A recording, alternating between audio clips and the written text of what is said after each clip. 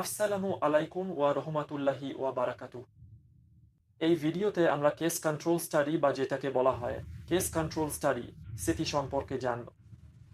যখন আমরা প্রমাণ ভিত্তিক চিকিৎসা বা প্রমাণ ভিত্তিক চিকিৎসার ত্রিভুজের দিকে তাকাই, আমরা দেখি যে কেস কন্ট্রোল স্টাডি হয় এই পিরামিডের সবচেয়ে উপরে এবং নির্দিষ্টভাবে হলুদ রং। এই পিরামিডের দিকে তাকালে দেখা যায় এর নিচের দিকে থাকে বর্ণনামূলক গবেষণা, যেমন কেস রিপোর্ট বা ক্রস সেকশনাল স্টাডি। এরপরে আসে বিশ্লেষণাত্মক গবেষণা, যেমন কোহর্ট স্টাডি বা কেস কন্ট্রোল স্টাডি। আর এই ভিডিওর বিষয়বস্তু হচ্ছে কেস কন্ট্রোল স্টাডি।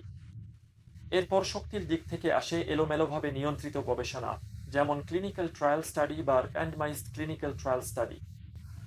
এরপর শক্তির দিক থেকে আসে নিয়ন্ত্রিত পদ্ধতিগত গবেষণা বা পদ্ধতিগত পর্যালোচনা, সিস্টেম্যাটিক রিভিউ এবং মেটা অ্যানালাইসিস, মেটা অ্যানালিসিস। এবং যেমনটা আগে বলেছিলাম, এই ধরনের গবেষণা এটা আমরা এখানে হলুদ রঙে দেখতে পাচ্ছি।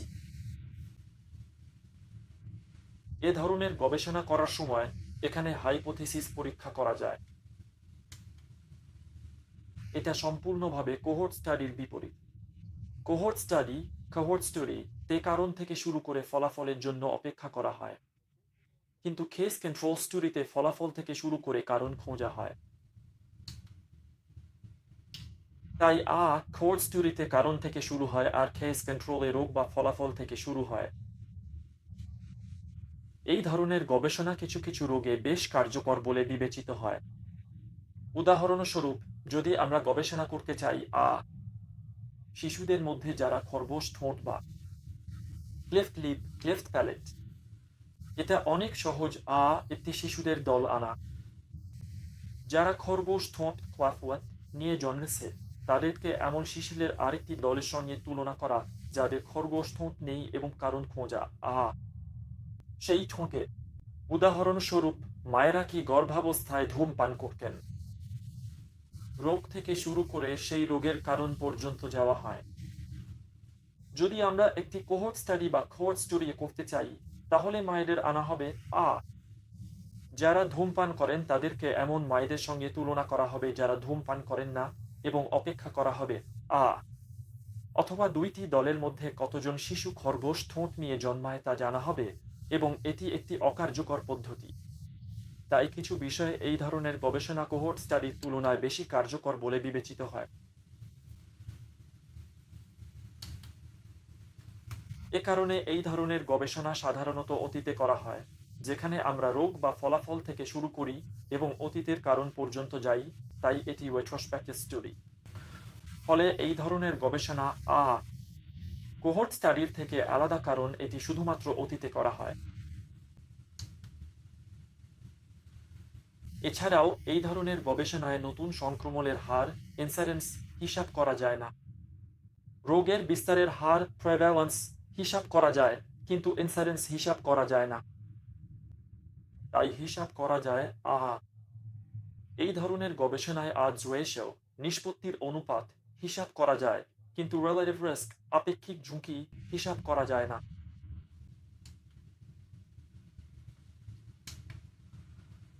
এই উদাহরণে, যদি আমরা একটি গবেষণা করতে চাই টাইপে হেপাটাইটিস নিয়ে এবং আমরা জানতে চাই এই হেপাটাইটিসের কারণ কি, তাহলে টাইপে হেপাটাইটিসে আক্রান্ত একটি গ্রুপ আনা হয় এবং তাদেরকে আরেকটি গ্রুপের সাথে তুলনা করা হয় যারা হেপাটাইটিসে আক্রান্ত নয়, কারণ জানার জন্য রোগের মধ্যে সেই রোগের কারণ। এই ধরনের গবেষণার বিশেষত্ব হল এটি বিরল রোগের জন্য চমৎকার। এছাড়াও এটি দীর্ঘ সময় ধরে চলা রোগের জন্য চমৎকার গবেষণা হিসেবে বিবেচিত হয়। এছাড়াও এটি সময় ও খরচের দিক থেকে আরও কার্যকরী। কিন্তু এর কিছু অসুবিধাও আছে। প্রথমত, গ্রুপ বাছাই করার সময় পক্ষপাতিত্বের সম্ভাবনা থাকে বিশেষ করে যখন রোগীর গ্রুপ এবং তুলনামূলক অন্য গ্রুপ ভাগ করা হয়, এবং কখনো কখনো কেস মূল্যায়নের পদ্ধতিতেও পক্ষপাতিত্ব হয়। এবং সবচেয়ে এই ধরনের গবেষণার সবচেয়ে বড় সমস্যাগুলোর একটি হলো যাকে বলে রিকল বায়াস, অর্থাৎ যখন অংশগ্রহণকারীকে জিজ্ঞাসা করা হয় অতীতের কোনো বিষয়ে জিজ্ঞাসা করলে সে হয়তো সেই বিষয়গুলো মনে করতে পারে না এবং এর ফলে যেটাকে আমরা রিকল বায়াস বলি তা সৃষ্টি হয়। এবং অবশেষে যখন অংশগ্রহণকারীদের সাথে সাক্ষাৎকার নেওয়া হয় তখন সেটি ইন্টারভিউ বায়াস সৃষ্টি করতে পারে, যেখানে প্রশ্ন করার ধরন পক্ষপাতিত্বের দিকে নিয়ে যেতে পারে। এছাড়াও এখানে আমরা নতুন সংক্রমণের হার নির্ণয় করতে পারি না। এখানে আমরা ব্যবহার করতে পারি রোগের বিস্তারের হার। তেমনি আমরা বলতে পারি না কোনো স্পষ্ট ও সরাসরি কারণ রোগের জন্য যা কোহোর্ট স্টাডি এবং ওয়ার্ক স্টাডিজের সাথে তুলনা করা যায়। এই চিত্রে আমরা দেখাচ্ছি কিভাবে এই ধরনের গবেষণা করা হয়, যেখানে রোগে আক্রান্ত একটি দলকে অপর একটি সুস্থ দলের সাথে তুলনা করা হয় এবং তারপর তাদেরকে অতীতে কি কারণে সেই রোগ হয়েছে তা জিজ্ঞাসা করা হয়, হয়তো সার্ভে এবং কোশ্চেনিয়ার জরিপ ফর্ম, অথবা সেই তথ্য রোগীর মেডিকেল রেকর্ড থেকে সংগ্রহ করা হয়। এবং এখানে এই গবেষণার ধাপগুলো বিস্তারিতভাবে দেখানো হয়েছে। এখানে রোগে আক্রান্ত একটি দলকে আনা হয় এবং তাদেরকে অপর একটি সুস্থ দলের সাথে তুলনা করা হয়। তারপর তাদেরকে জিজ্ঞাসা করা হয় অতীতে নির্দিষ্ট কিছু বিষয়ে সার্ভে বা মেডিকেল রেকর্ড পর্যালোচনার মাধ্যমে। এরপর ফলাফল সংগ্রহ করা হয় এবং প্রয়োজনীয় পরিসংখ্যানগত বিশ্লেষণ করা হয় জানতে যে কোনো কারণ আছে কিনা প্রথম দলে দ্বিতীয় দলের তুলনায় বেশি কিনা। আগে যেমন বলা হয়েছে, এই ধরনের গবেষণায় হাইপোথিসিস পরীক্ষা করা হয় এবং যখন হাইপোথিসিস পরীক্ষা করা হয় তখন আমরা কারণ কাসেশন নিয়ে কথা বলতে পারি, অর্থাৎ এই উপাদানটি রোগের কারণ কিনা তা উল্লেখ করতে পারি। এই হলো মোটামুটি ধাপগুলো যা অনুসরণ করা হয় এই ধরনের গবেষণা করার সময়।